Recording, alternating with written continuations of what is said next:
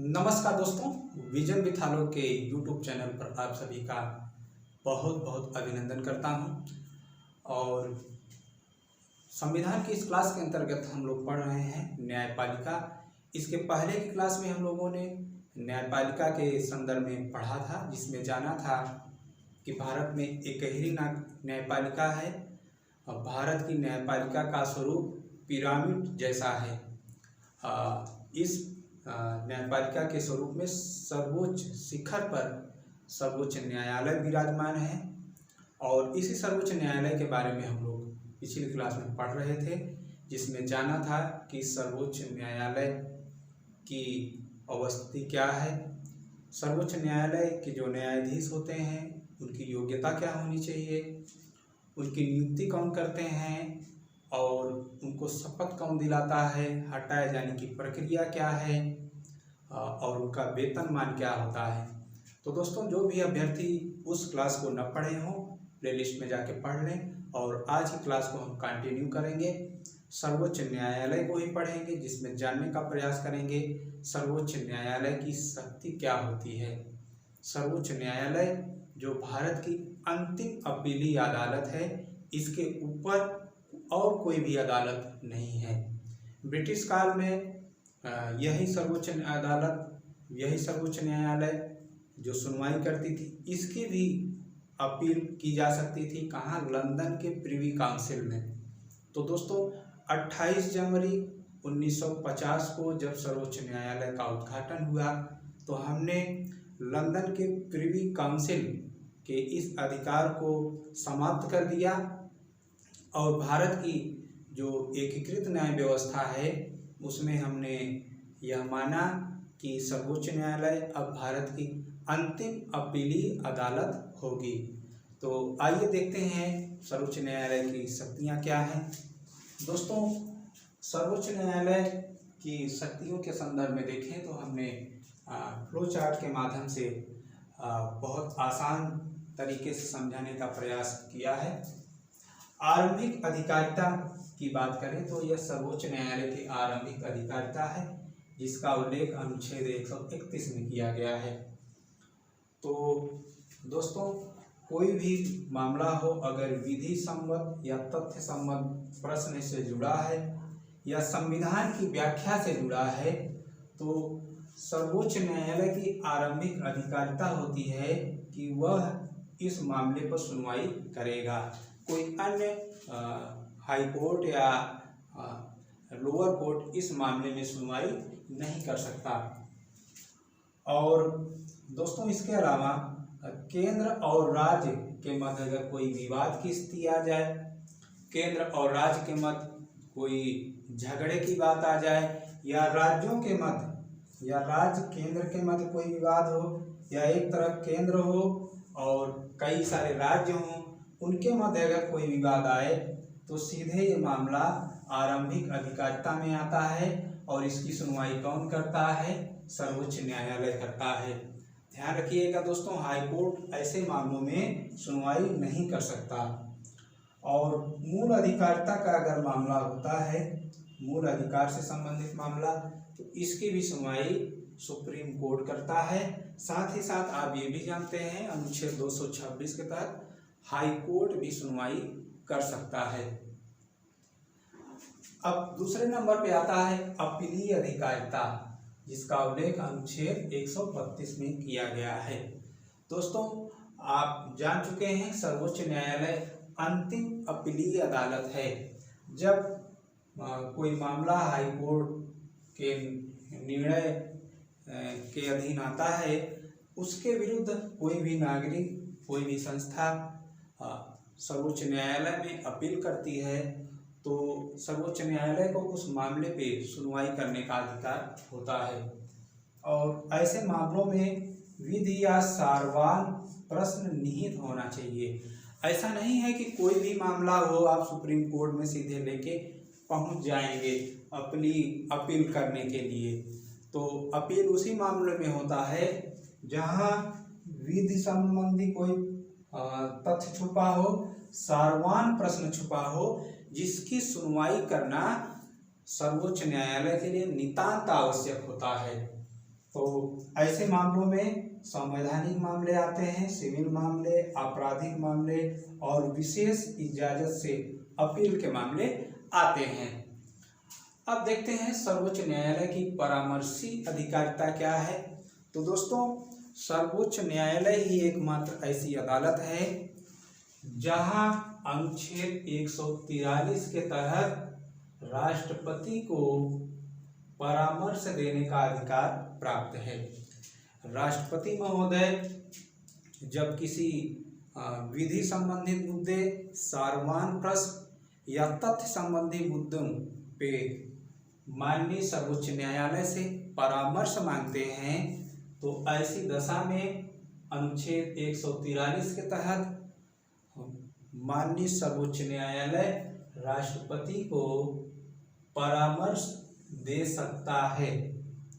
लेकिन दोस्तों, ध्यान रखने वाली बात यह है कि राष्ट्रपति सर्वोच्च न्यायालय से परामर्श मांगते जरूर हैं, लेकिन सर्वोच्च न्यायालय परामर्श देने के लिए बाध्य नहीं है। सर्वोच्च न्यायालय परामर्श मान लीजिए दे भी देता है, तो राष्ट्रपति महोदय सर्वोच्च न्यायालय को के परामर्श को मानने के लिए बाध्य नहीं है। तो दोनों बातें ध्यान रखना है। परामर्श सर्वोच्च न्यायालय दे सकता है राष्ट्रपति महोदय को, राष्ट्रपति परामर्श मानने को बाध्य नहीं है, और सर्वोच्च न्यायालय परामर्श देने को बाध्य नहीं है। बहुत सारे ऐसे मुद्दे आए जिस पर राष्ट्रपति महोदय ने सर्वोच्च न्यायालय के राय परामर्श को जानने का प्रयास किया, लेकिन कुछ मामलों में सर्वोच्च न्यायालय ने दिया, कुछ मामलों में नहीं दिया। जैसे बाबरी मस्जिद विवाद को लेके केरल एजुकेशन का मैटर को देखें, तो वहाँ पे सर्वोच्च न्यायालय ने राष्ट्रपति महोदय को परामर्श नहीं दिया। तो परामर्शी अधिकार के बाद दोस्तों फंडामेंटल राइट का रक्षक भी होता है। मूल अधिकारों का रक्षक या मूल अधिकारों का गारंटर सर्वोच्च न्यायालय माना जाता है।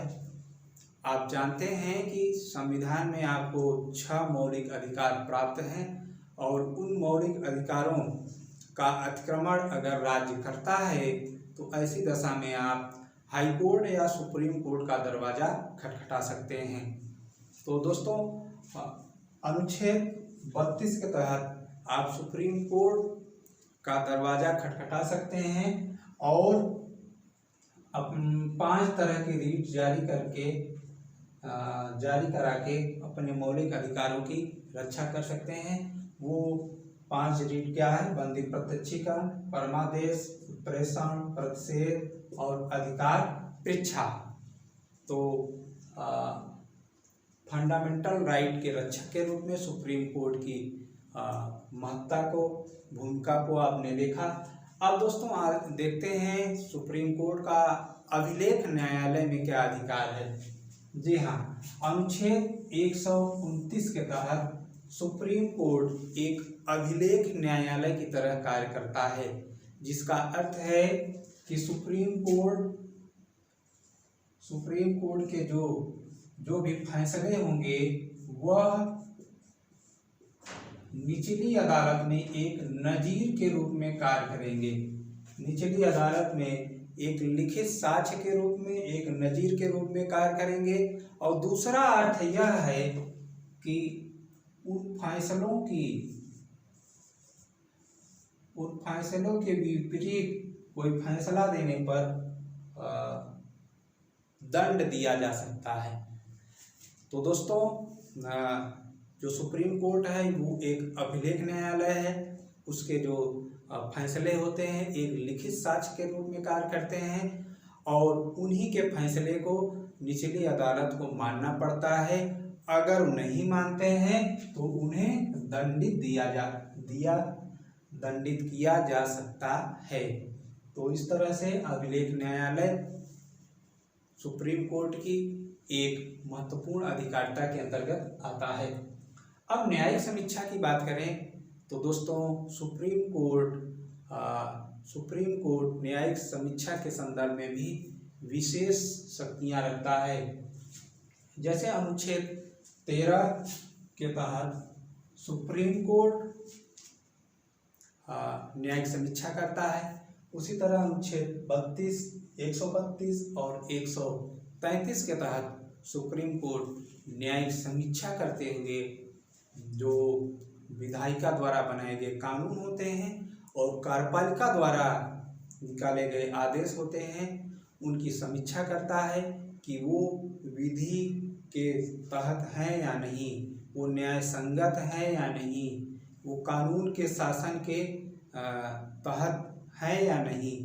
तो दोस्तों इसी तरह न्यायिक समीक्षा के माध्यम से जो सर्वोच्च न्यायालय है अपने अधिकार, अपनी शक्तियों का प्रयोग करता है।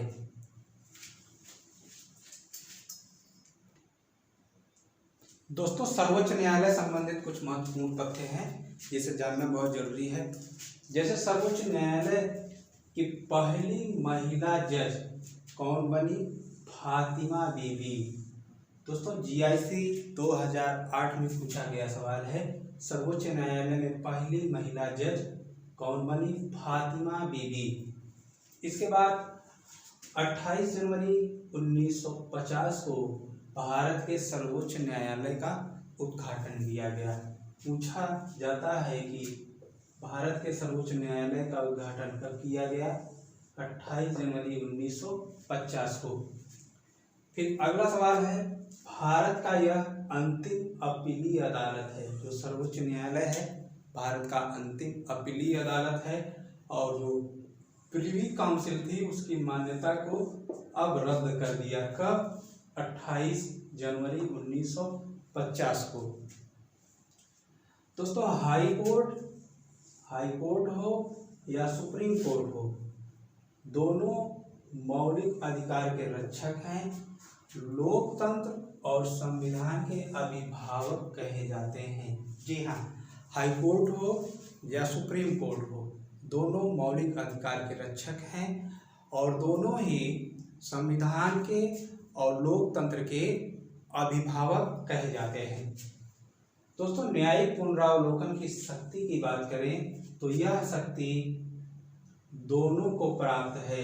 दोनों का तात्पर्य है हाई कोर्ट और सुप्रीम कोर्ट, दोनों को प्राप्त है, लेकिन पुनः पुनरावलोकन की शक्ति सिर्फ और सिर्फ सुप्रीम कोर्ट को ही प्राप्त है। और दोस्तों जो सुप्रीम कोर्ट में संविधान पीठ बनती है वह कुल 5 न्यायाधीशों की पीठ बनती है। 5 न्यायाधीश का होना बहुत जरूरी माना जाता है और इसे ही संविधान सुप्रीम कोर्ट का कोरम या गणपुट कहते हैं। और अभी तक अगर देखें तो सुप्रीम कोर्ट में कुल न्यायाधीशों की जो पीठ बनी है, सबसे बड़ी पीठ की बात करें तो केशवानंद भारती केस में, केशवानंद भारती वर्सेस केरल राज्य जो 1973 में केस लड़ा गया था, उसमें कुल 13 न्यायाधीशों की पीठ बनी थी। यह सबसे विशालकाय पीठ अभी तक मानी जाती है।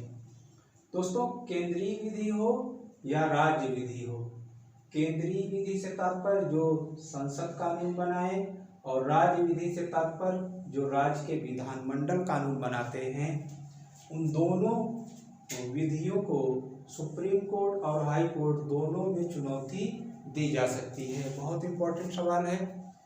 जो संसद कानून बनाती है और राज्य के विधानमंडल कानून बनाते हैं, दोनों कानून को चुनौती दी जा सकती है, सुप्रीम कोर्ट में भी हाई कोर्ट में भी। इसके बाद दोस्तों न्यायिक पुनरावलोकन का प्रयोग दुनिया में सर्वप्रथम अगर किया गया तो USA में 1803, संयुक्त राज्य अमेरिका में 1803 में बारबरी बनाम मेडिसन केस में किया गया, जब जॉन मार्शल वहाँ के जस्टिस थे, न्यायाधीश थे। तो न्यायिक पुनरावलोकन का सर्वप्रथम प्रयोग कहाँ किया गया? अमेरिका में किया गया। दोस्तों भारत में न्यायिक सक्रियता, भारत में न्यायिक सक्रियता की बात करें तो यह किससे संबंधित है? यह जनहित याचिका से संबंधित है। भारत में न्यायिक सक्रियता जनहित याचिका से संबंधित है। तो दोस्तों ये रहा सुप्रीम कोर्ट से संबंधित महत्वपूर्ण तथ्य। हाँ दोस्तों, कमेंट्स करके आप ज़रूर बताइएगा कि यह लेक्चर आपको